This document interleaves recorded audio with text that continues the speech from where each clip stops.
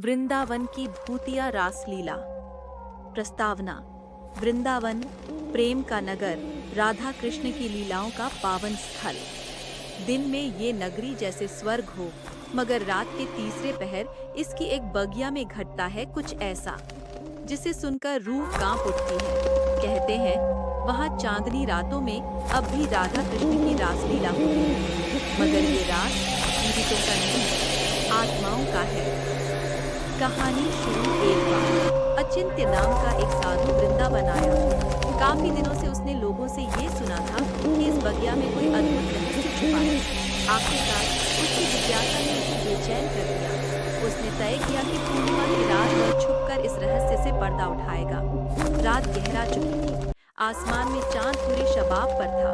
बगिया में सन्नाटा पसरा था, पर हवा में एक मीठी मगर डरावनी बांसुरी की धुन तैर रही थी। अचिंत्य ने अपनी सांसें रोक ली और घने वृक्षों के पीछे छुपकर देखने लगा। रहस्य खुलता है अचानक कृष्ण प्रकट हुए, मगर उनका चेहरा तेज से नहीं, रहस्यमय अंधकार से दमक रहा था। उनकी आंखों में कोई अनोखा सपना था।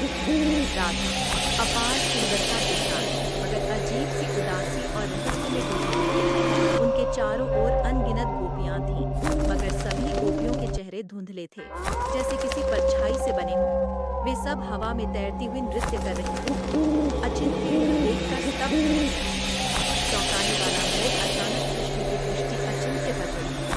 वे मंद मुस्कुराए, जैसे पहले से जानते हों कि कोई देख रहा है। बिना बोले ही कृष्ण ने बांसुरी होठों तक लाई और मधुर पर भयावह राग छेड़ दिया। उस पल अचिंत्य को लगा जैसे उसके शरीर ने उसकी बात मानना बंद कर दिया। राधा ने उसकी ओर देखा और कहा, तुम हमें देख तो सकते हो, पर अब लौट नहीं सकते। गोपी आत्माओं ने अचिंत्य को घेर लिया। उनकी आंखें अंगारे की तरह चमक रही थीं। वो भागना चाहता था, पर पैरों ने उसका साथ छोड़ दिया। रहस्य की परतें खुली।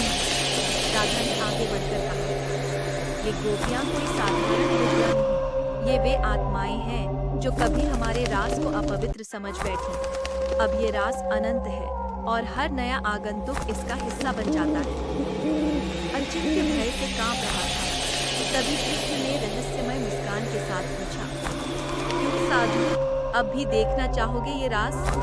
बांसुरी की धुन फिर से गूंज उठी और अचिंत्य अनायास ही नृत्य करने लगा।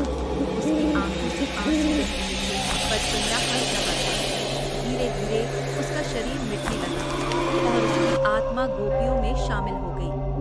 अंतिम रहस्य कहते हैं, जब भी पूर्णिमा की रात आती है, एक नई आत्मा इस बगिया में जुड़ जाती है। जो कोई भी उस रात बगिया के पास से भी गुजरता है, उसे हवा में तैरती बांसुरी की धुन सुनाई देती है।